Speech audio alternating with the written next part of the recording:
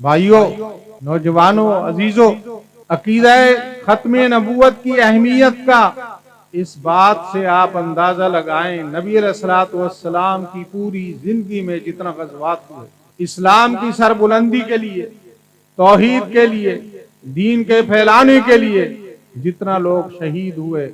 اس سے 3 گنا زیادہ حضرت ابو بکر صدیق کے دور میں عقیدہ ختم نبوت کو منوانے کے لیے لوگ شہید ہوئے۔ تو یہ دلیل ہے کہ مسلمانوں کے نزدیک، صحابہ کے نزدیک، تابعین کے نزدیک اور آج تک کے مسلمانوں کے نزدیک سب سے اہم عقیدہ جو ہے وہ عقیدہ ختم نبوت۔ اس لیے میرے اور آپ کے اسلاف نے اللہ کے فضل و کرم سے بر صغیر میں عقیدہ ختم نبوت کے تحفظ کے لیے، اس کی چوکیداری کے لیے ہراول دستے کا